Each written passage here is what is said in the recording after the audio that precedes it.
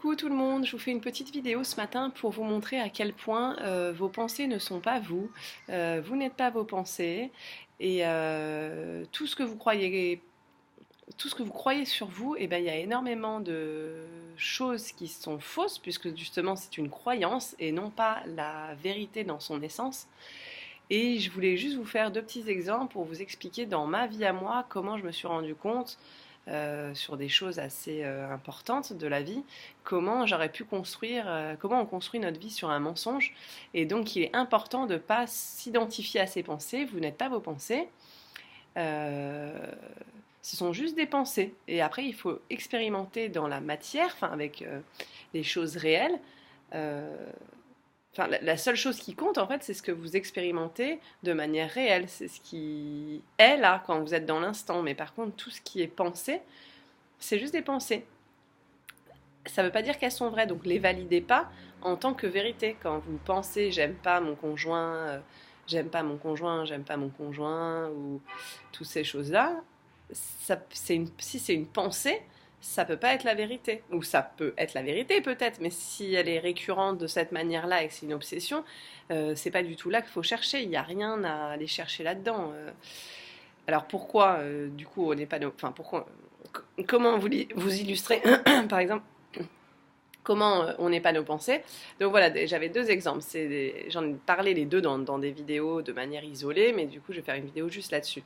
Il y a 2 ans de ça, j'étais persuadée que moi j'étais faite, donc du coup, bien sûr, j'adorais tout ce qui était spiritualité, mais j'étais aussi persuadée que j'étais faite pour voyager autour du monde, de faire le tour du monde, mais en baroudeuse, sac à dos, à la route, se dormir un peu n'importe où, en auberge, rencontrer des gens sur le chemin, s'en foutre du matériel, que j'étais aventurière, que j'aurais adoré faire de la survie, des choses comme ça. Donc ça, c'était le quotidien de pourquoi je me plaignais d'habiter en banlieue parisienne, d'être avec un homme qui est pas trop branché là-dessus, qui est plus confort.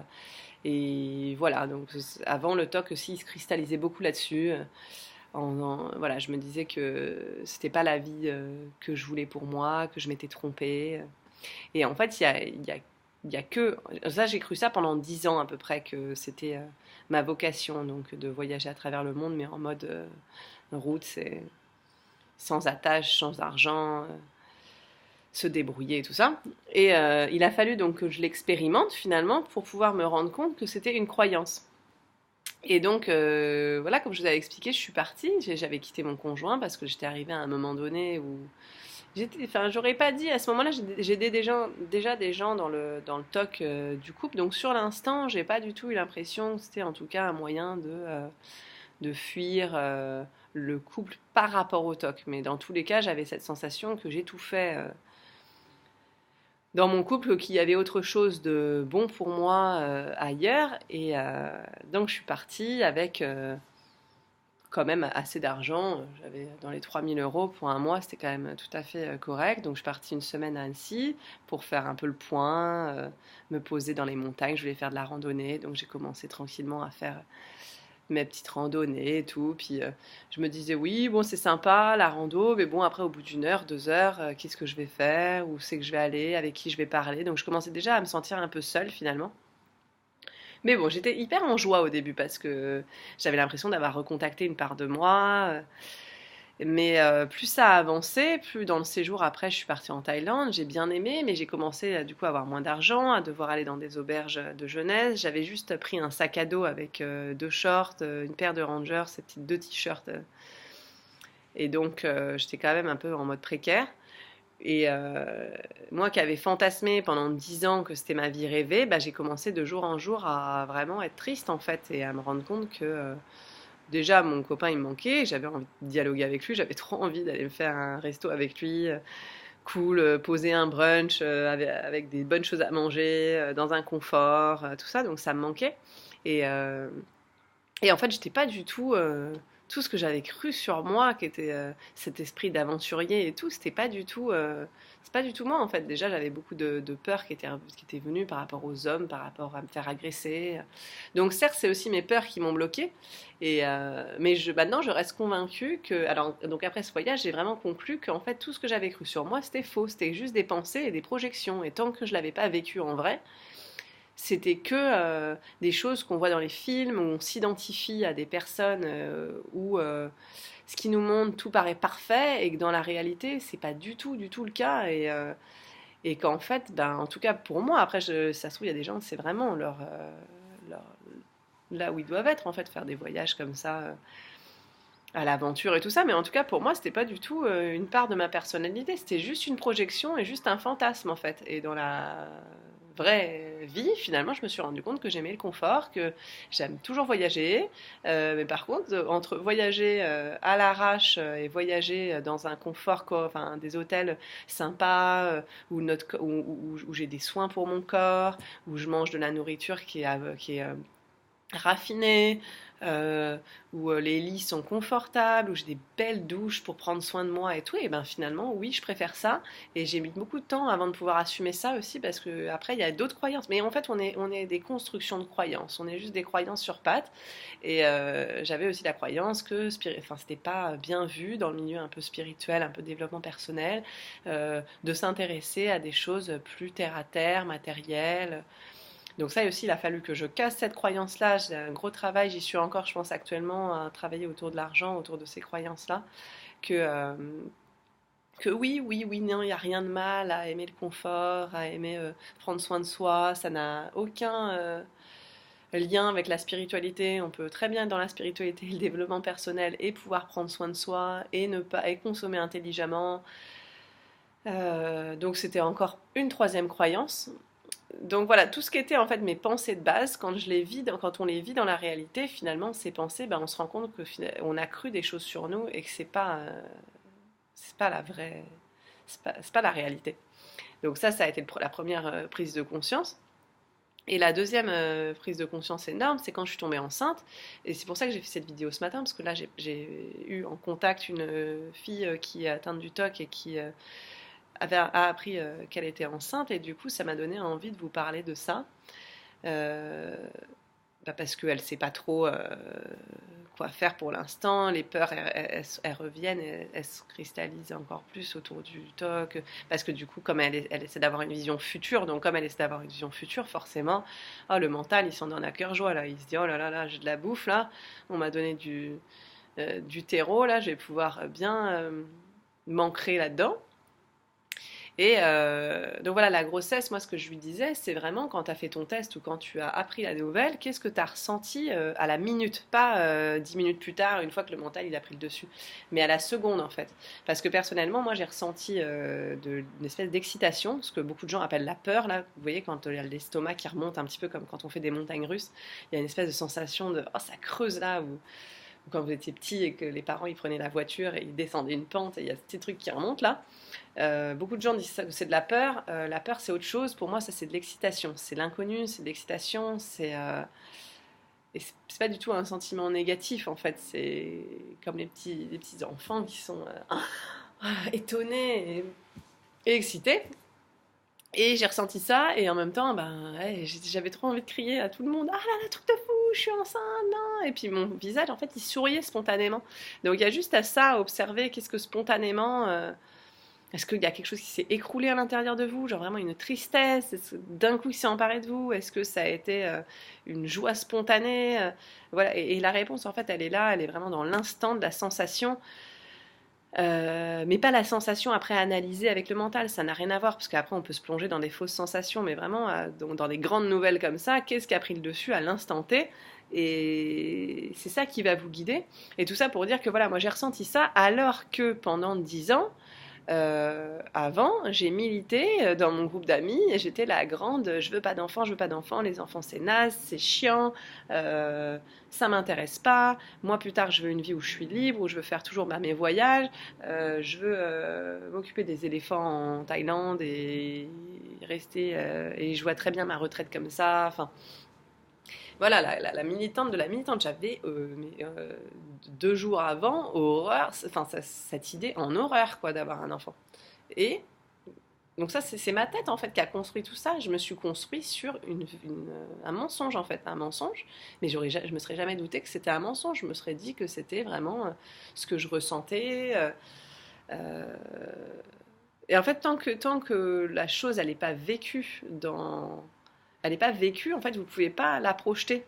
C'était vraiment ça le message que je veux passer, c'est quand les gens ils vont me dire euh, et si c'est pas l'homme de ma vie, et si je me sépare, et si je le quitte, et si lui troisième chose aussi, quand j'ai quitté mon conjoint, je m'étais mis aussi dans ma tête que lui, il serait au bout de sa vie et qu'il allait pas s'en sortir. Je crois que j'en ai parlé dans une autre vidéo, que j'allais le blesser, qu'il allait être détruit et tout. Bon, bah oui, bien entendu, il a été très triste, mais après, ça se voyait très bien qu'il allait se reconstruire, il continuait très bien à vivre, il allait au travail tranquillement, ses projets continuaient, il continuait à faire son sport, il sortait avec des amis en soirée. Après, voilà, comme toute personne qui s'est fait quitter, voilà, il n'était pas au top de sa forme, il en parlait avec ses amis, il se sentait triste, voilà, mais c'était pas non plus la destruction où moi j'avais imaginé, ça se trouve il va jamais s'en remettre, il va faire une connerie, tout ça, je vous l'avais déjà dit dans une autre vidéo. Encore une projection, encore une croyance, donc tout ce que c'est pas là, c'est pas comment dire des conseils ou des choses comme ça que je vais vous montrer dans cette vidéo, mais que c'est à quel point vos pensées c'est pas vous. C'est absolument pas vous, cette histoire de la grossesse. En fait, en gros, mon être intérieur, enfin, on est tellement déconnecté de notre corps, on est complètement déconnecté.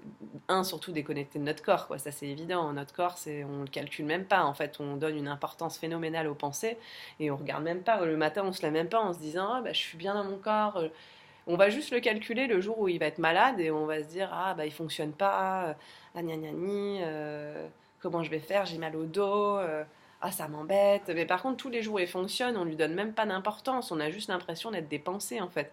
Et c'est là d'où vient le problème. Déjà, vous n'êtes pas non plus votre corps, mais c'est en tout cas votre véhicule pour, euh, pour aller dans la vie terrestre, hein, pour créer votre vie. Donc déjà, il est beaucoup plus important en termes d'importance que votre mental. Donc on pourrait déjà beaucoup plus se fier aux sensations corporelles.